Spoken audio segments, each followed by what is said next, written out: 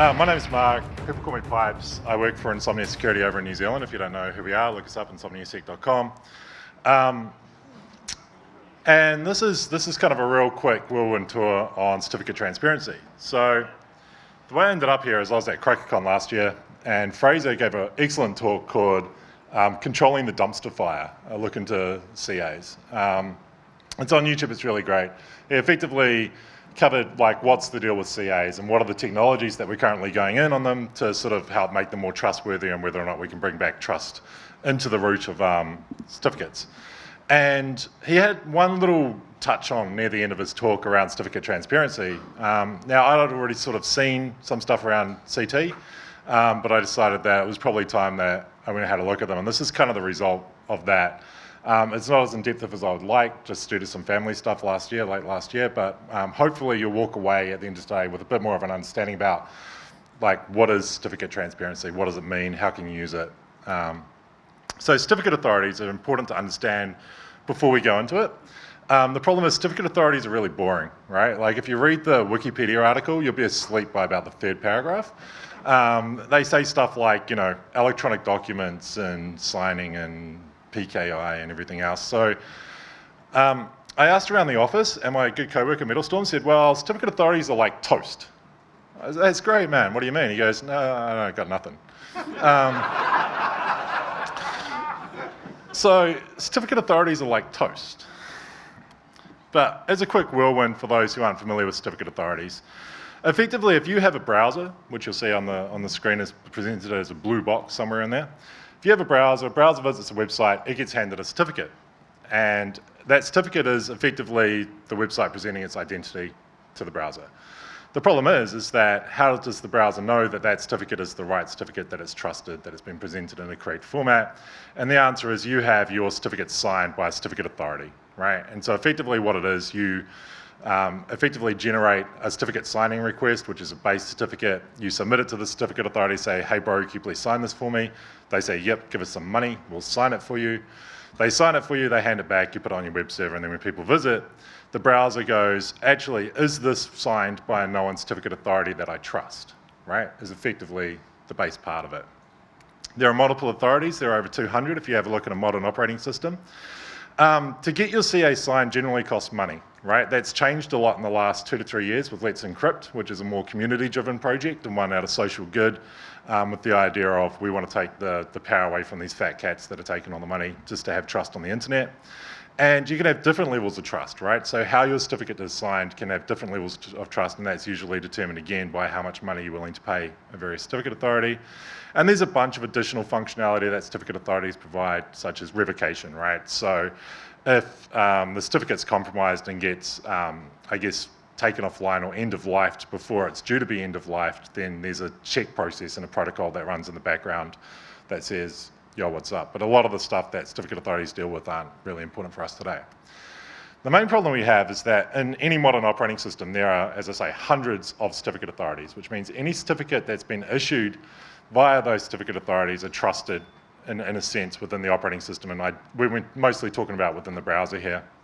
And there's a lot that just don't make sense at first glance. Like, I'm not entirely sure why my work laptop trusts Hong Kong Post. And it turned out that that authority exists because Hong Kong had the idea that they were going to do their own CA infrastructure related to identities for their citizens, right? Similar to Estonia, with the way that Estonia has a digital identity for every citizen. Anyway, so they're complex, there's many of them. How do we know that we trust them? And everyone sat around for pretty much the last 20 years until a few years ago, living in a certificate utopia, right? Like there was the Enterprise flying through the sky, the Federation existed, Disneyland was awesome. And we were like, you know, this is trustworthy, right? This is what it goes for. The reality in this utopia is that we had significant trust issues with certificate authorities, right? And this is because of a number of reasons, like things like they're across multiple jurisdictions, right? What goes for trust and understanding in China does not necessarily relate to what goes in trust and understanding in the United States, and neither of those go with what goes on in Europe a lot of the time, right? So our standards that we hold them to sort of vary greatly, and some of them have really poor standards. Some of them are, it is the government-run certificate authority, you will trust it. And there's no auditing of actual value. There's no auditability in any of this, right? And this is one of the, if you talk to people who spend a lot of time in the certificate space, this is the #1 issue that's going around at the moment, which is, well, in order to become a certificate authority, you have to go through the engineering work groups, you have to show that you've done a lot of work and that you're getting regular audits and this, that, and the other. And if you actually go request any of that information, they go, well, it's NDA, we're a corporate entity, you're a corporate entity, we're not going to share that information with you. So getting some transparency on what's going on is not that easy.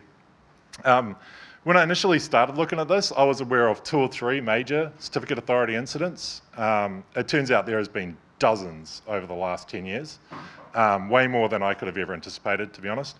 A really good starting list on the more significant incidents has been put into this Git repo, which is linked on the slide. And if you haven't read it, I highly recommend you go and read it, because it gives you an idea of just how blind our trust has been over the last sort of 20 years with this infrastructure, and given its criticality is kind of a little bit concerning. So what are some of the issues that we're seeing with CAs, right? What's some of the trust breaches? Well, we're seeing issues for certificates to just straight up non-bad actors. Like, they know this person is bad. Like, well, we know this person is bad, but there's no actual checking on going on who's requesting the certificates. Lack of request validation, so me just creating CSRs for various other organizations, putting them through reseller accounts with less verification that would probably go through on them. Issuance of wildcard certificates, so if you have a CA that issues a wildcard certificate, that certificate can present itself as trustworthy for any site of their choosing. So that can lead to man in the middle, and is quite often what interception appliances rely on. Issuing a test certificates. So one of the examples we'll look at in a minute is, situations where test.sh, like some shell scripts, actually generating certificates that could be valid in the wild for millions of browsers. And a compromise of the CA itself, right? We like to think that certificate authority means they are authoritative, therefore they are secure, and that is not necessarily the case. So some examples, malware issuance. So in 2011, Komodo got caught out issuing certs for malware. So it turned out the Iranians had owned one of their reseller accounts and were just logging into a vendor interface and being like, hey, can I have a certificate for login.yahoo.com? Okay, thanks. And they're like, yeah, sure, no worries. And there was pretty much a target list that you kind of want people not to be able to intercept at that time on the internet, right? DigiNotar, everyone's probably heard of DigiNotar if you've followed any major incident and breaches in the last 10 years. They had this wonderful thing where they got caught out issuing wildcard certificates for google.com, so star.google.com, which could be used for a whole bunch of stuff on that. It turned out their hardware security module, so the bit that has all the cryptographic keys that does the signing, was just sitting around on the LAN. It was unpatched. The Windows servers were compromised for months that they could verify in the forensics that they did, but they assume years because they had suspicions that the actors had been in there for years. As a net result of this compromise, basically DigiNotar no longer exists, right? They were never going to get their trust back as a CA. All the browsers blacklisted and said any certificate that came through DigiNotar, we don't want to know about. A great trust chain example was actually Symantec. They got busted issuing intermediate certificate authority certs to Blue Coat. So the idea is that when you're an intermediate, you can sign on behalf of the CA itself. And they gave it to Blue Coat, which is notorious and been caught out a number of times selling appliances to repressive regimes to man in the middle all internet traffic for entire countries. So an intermediate certificate being issued there would actually be quite useful for them. When they were caught on it, they were like, no, we were trying to find man-in-the-middle attempts in Saudi Arabia. And when asked how, they kind of just went quiet and disappeared into the night. Backdating, so we were in the middle of a SHA-1 depreciation for signing of certificates recently, and WoSign got caught out basically issuing certificates with identical serial numbers and X509 extensions, and the only exception was the not before field. So basically they were issuing certificates that would be valid with SHA-1 signing for a longer period than what would have been acceptable under the deadlines for the SHA-1 depreciation period. And the most recent example, which has been fascinating to follow, if you have a chance, go dig up the mailing list archives that are on groups.google.com around this one, but effectively, Symantec got caught, I think, issuing about initially 13 or 15 certificates for google.com.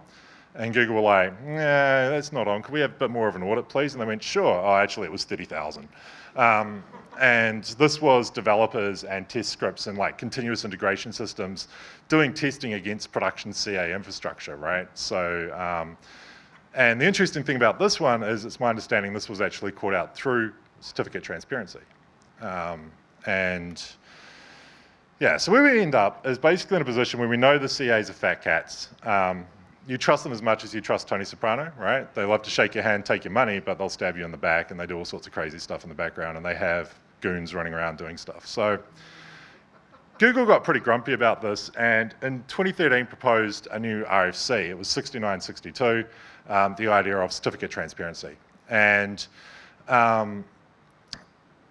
in a nutshell, it basically says we want a way to be able to have a public auditable log of any certificate that's being signed and issued out of a certificate authority. The interesting point here is actually highlighted in bold, which people are only just sort of catching on to now. And the intent is that clients, i.e. your browser, Chrome, will be in a position where they can opt not to trust your certificate if it hasn't been put out into the log, right? And we're actually at this point now. If you look at certificate transparency data volume, it has exponentially grown over the last several sort of 6 to 12 months, and that's because Chrome, I think in July, are actually going to start bringing this in where they're like, if you're not logging, we're not going to trust you. So the too long didn't read of the RFC is effectively, it sets down a process on how we should build these effectively immutable logs. So that means they can't be tampered with. They've like sort of got their own cryptographic integrity checks in them. You should have to log to one or more instances, so multiple instances. The log should be public, which as a result means the log should be auditable, which is a key point.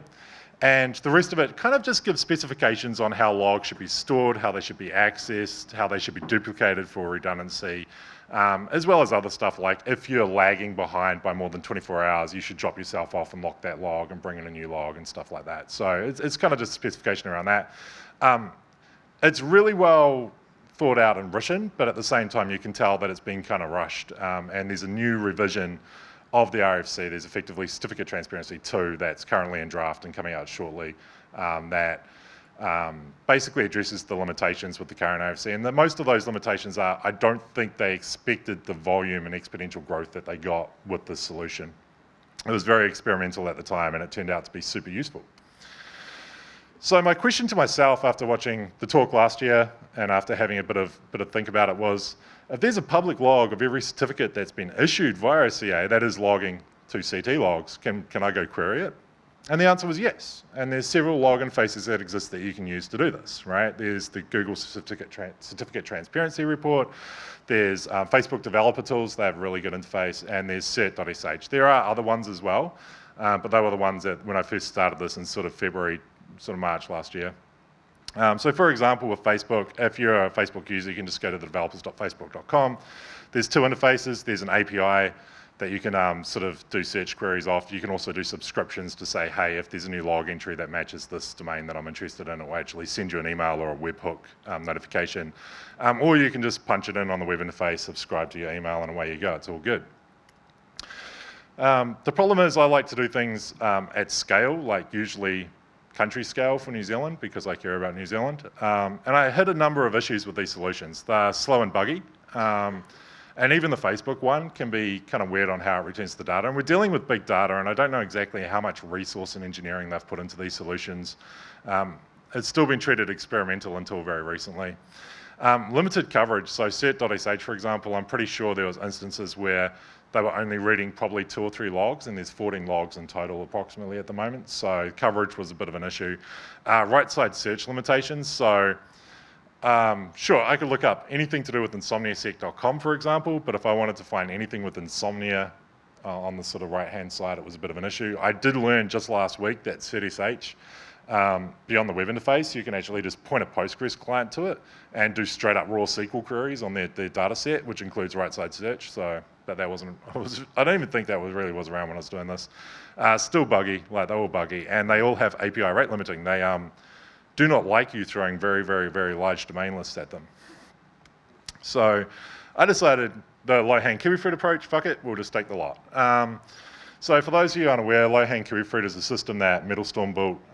We operate internally at Insomnia that basically allows us to scan .nz as a whole, like New Zealand Internet as a whole, and keep a massive database of records on services and ports and domains and stuff like that.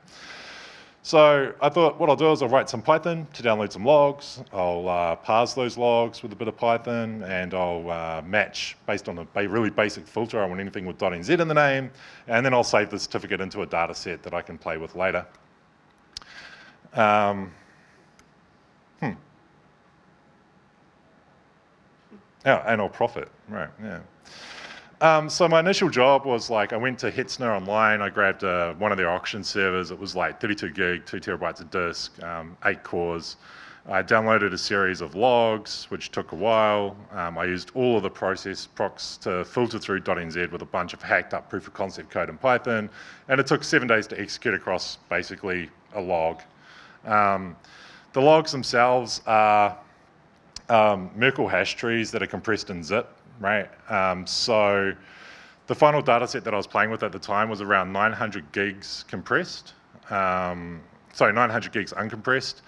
And it turns out there's actually a whole bunch of data. And if you've ever actually tried to parse certificates, right, X509 and ASM1 is a nightmare. Like if you do it at small scale, and when you go big scale, you find super weird and interesting things. And because it's an immutable log, any certificate that was misissued or issued with invalid fields is in the log, right?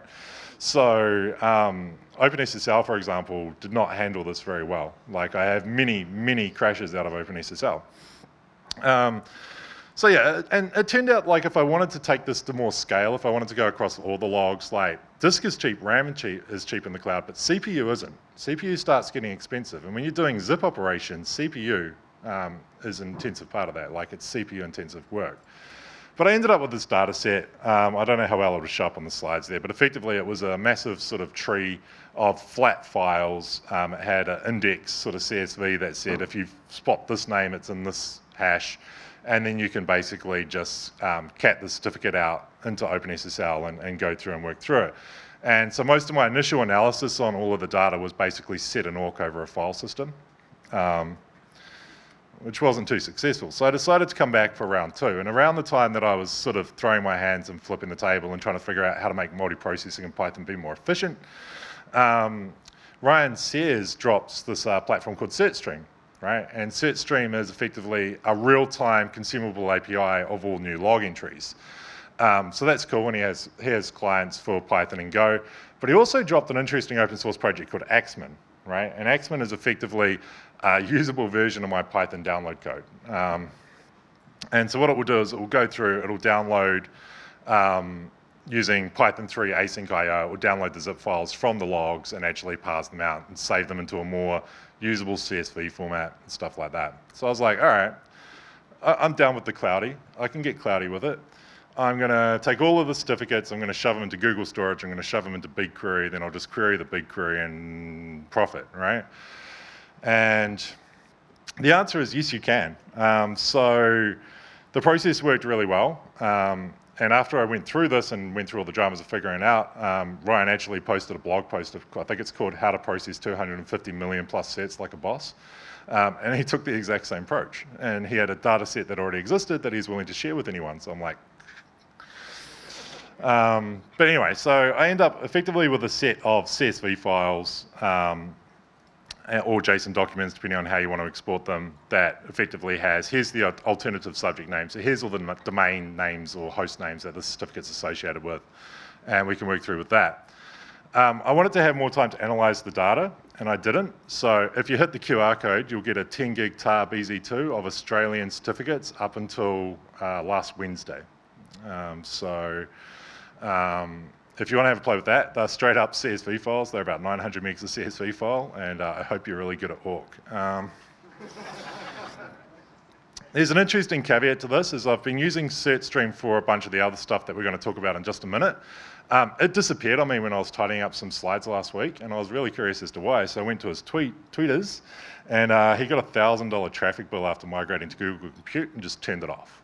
Right, so there is always a lesson here on using a free service. You get what you pay for. I really hope he starts a Patreon or something and just lets us like throw money at him, because everyone's using CertStream at the moment.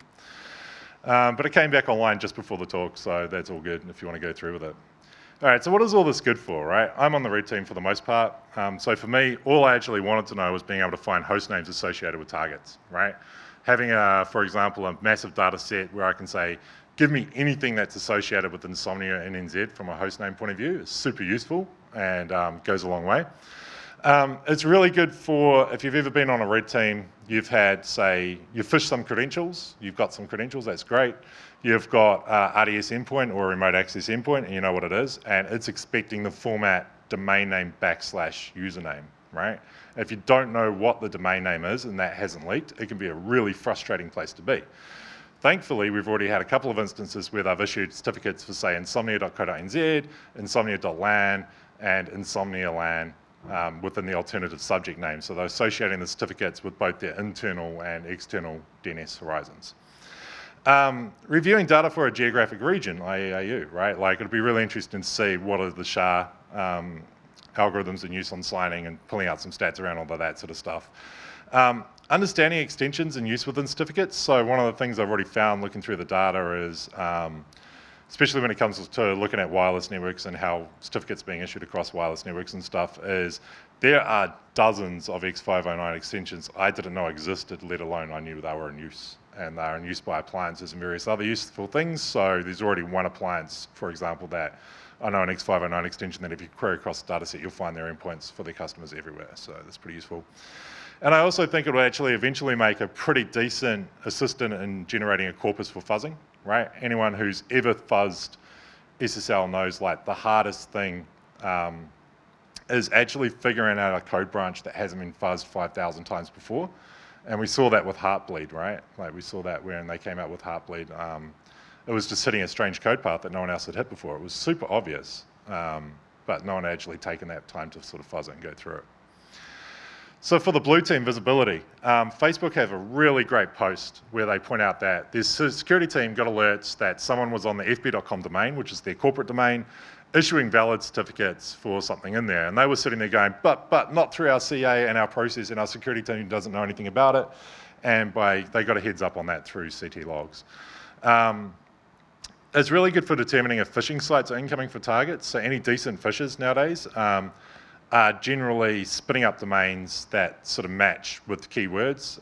They all have certificates, so there's a bunch of hosting providers and cPanel solutions now that will automatically issue a Let's Encrypt certificate for every domain that's been added to the shared hosting box or whatever, or via the cPanel.